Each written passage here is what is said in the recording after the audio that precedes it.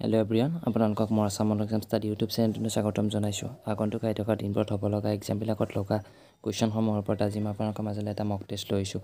ইয়াৰ পৰা আপোনালোকৰ এক্সামবিলাকত যথেষ্টখিনি সহায় হ'ব আৰু বিভিন্ন ধৰণৰ কুৱেশ্যন কমন থাকিব। মাত্ৰ আপোনালোকে ভিডিঅ'টো স্কিপ নকৰাকৈ শেষলৈকে চাওক আৰু মক টেষ্টৰ উত্তৰবোৰ দি যাবলৈ চেষ্টা কৰক। তেন্তে ব'লক আজি ভিডিঅ'টো আমি আৰম্ভ কৰোঁ। The first question is, which Mughal emperor is also known as Jinda Pir or the Living Saint? কোনজন মোগল সম্ৰাটক জিন্দা পীৰ বা জীৱন্ত সত্য বুলিও জনা যায়?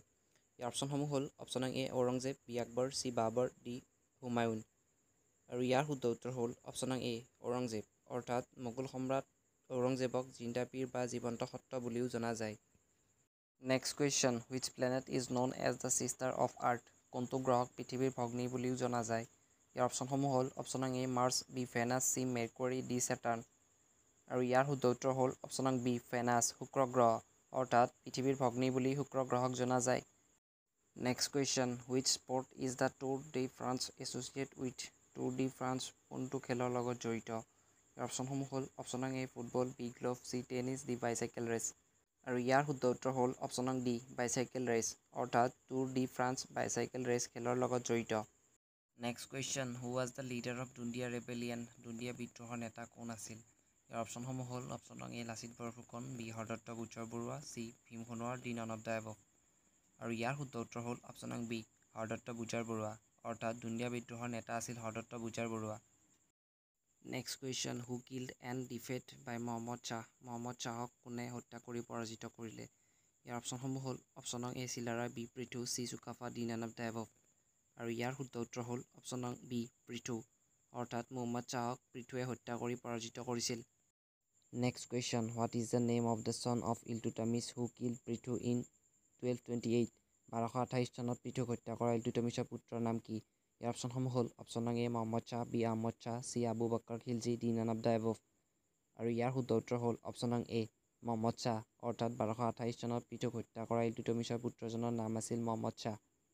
Next question, the oldest cannon inscription discovered in Assam belonged to which dynasty? অসমত আৱিষ্কাৰ হোৱা আটাইতকৈ পুৰণি কামানৰ শিলালিপিবোৰ কোন বংশৰ আছিল? ইয়াৰ অপশ্যনসমূহ হ'ল option A Chutia dynasty, B Ahom dynasty, C Koch dynasty, D none of the above. আৰু ইয়াৰ শুদ্ধ উত্তৰ হ'ল অপশ্যন চি কোচ ডাইনেষ্টি, অৰ্থাৎ অসমত আৱিষ্কাৰ হোৱা আটাইতকৈ পুৰণি কামানৰ শিলালিপিবোৰ কোচ বংশৰ আছিল। Next question, India of my dreams book is written by? India of my dreams কিতাপখন কোনে লিখিছিল? ইয়াৰ অপশ্যনসমূহ হ'ল option A Mahatma Gandhi, B doctor Sarvepalli Radhakrishnan, C Jawaharlal Nehru, D doctor Rajendra Prasad. আৰু ইয়াৰ শুদ্ধ উত্তৰ হ'ল অপশ্যন এ মহাত্মা গান্ধী, অৰ্থাৎ ইণ্ডিয়া অফ মাই ড্ৰিমছ কিতাপখন লিখিছিল মহাত্মা গান্ধীয়ে। Next question, who administers the oath of the office to the president? ৰাষ্ট্ৰপতিৰ শপত কোনে প্ৰদান কৰে? ইয়াৰ অপশ্যনসমূহ হ'ল option A chief justice of India, B speaker of Lok Sabha, C prime minister, D vice president. আৰু ইয়াৰ শুদ্ধ উত্তৰ হ'ল option A chief justice of India, অৰ্থাৎ ৰাষ্ট্ৰপতিৰ শপত প্ৰদান কৰে ভাৰতৰ মুখ্য ন্যায়াধীশে। Next question, who was the founder of Nalanda university? Nalanda বিশ্ববিদ্যালয়ৰ প্ৰতিষ্ঠাপক কোন আছিল? ইয়াৰ অপশ্যনসমূহ হ'ল option A Chandragupta Vikramaditya, B Kumaragupta, C Dharmapala, D Pushyagupta. আৰু ইয়াৰ শুদ্ধ উত্তৰ হ'ল অপশ্যন বি কুমাৰগুপ্ত, অৰ্থাৎ নালন্দা বিশ্ববিদ্যালয়ৰ প্ৰতিষ্ঠাপক আছিল Kumaragupta. Next question, the speaker of the Lok Sabha is selected by the? লোকসভাৰ অধ্যক্ষক নিৰ্বাচন কৰা হয়। ইয়াৰ অপশ্যনসমূহ হ'ল option A president, B prime minister, C all of the member of both house of parliament, D all the member of Lok Sabha.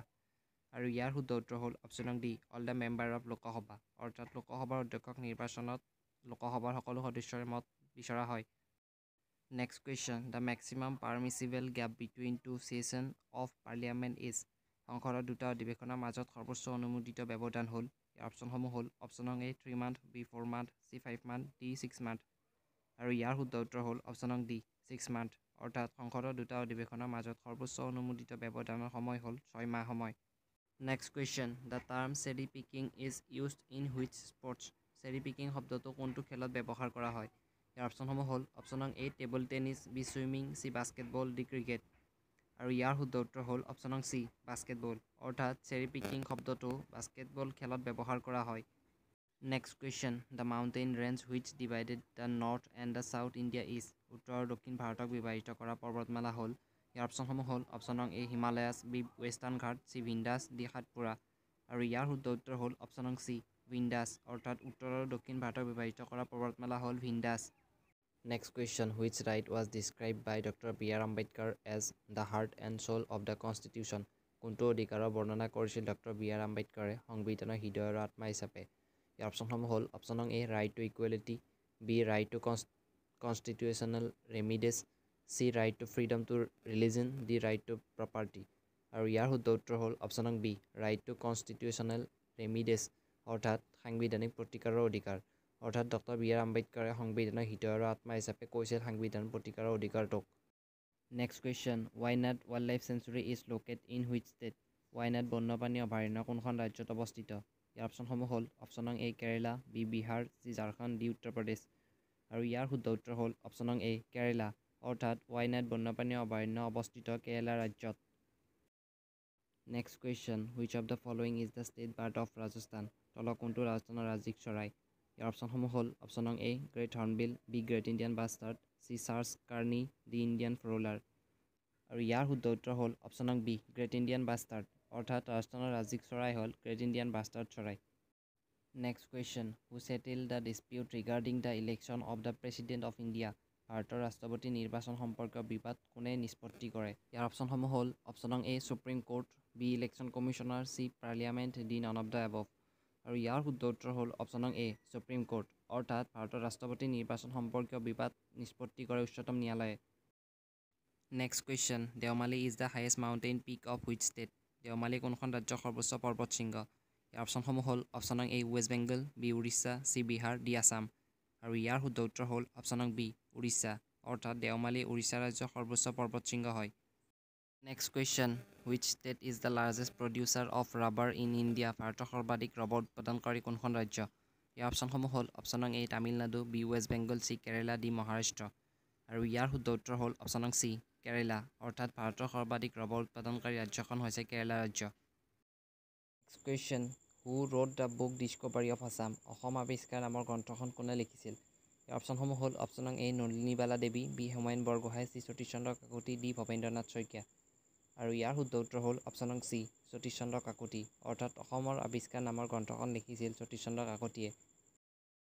তেন্তে আজিলৈ ইমানখিনিয়ে আছিল ইম্পৰ্টেণ্ট কুৱেশ্যনৰ ওপৰত এইটো ভিডিঅ'। যদি ভিডিঅ'টো ভাল পালে আপোনালোকে এটা লাইক কৰিব, কমেণ্ট কৰিব, আৰু যদি পাৰে বন্ধুবৰ্গৰ সৈতে শ্বেয়াৰ কৰি দিব। তেন্তে লগ পাম নতুন এটা ভিডিঅ'ত নতুন কিছুমান ইম্পৰ্টেণ্ট কুৱেশ্যনৰ সৈতে। আকৌ এবাৰ আপোনালোকক মাত্ৰ আপোনালোকে মোৰ চেনেলটোৰ সৈতে জড়িত হৈ থাকক আৰু ভিডিঅ'বোৰ স্কিপ নকৰাকৈ শেষলৈকে চাওক, কাৰণ ভিডিঅ'বোৰ আপোনালোকৰ বাবে ইনফৰ্মেটিভ ভিডিঅ' হয়। তেন্তে লগ পাম নতুন এটা ভিডিঅ'ত নতুন কিছুমান কুৱেশ্যনৰ সৈতে আকৌ এবাৰ আপোনালোকক।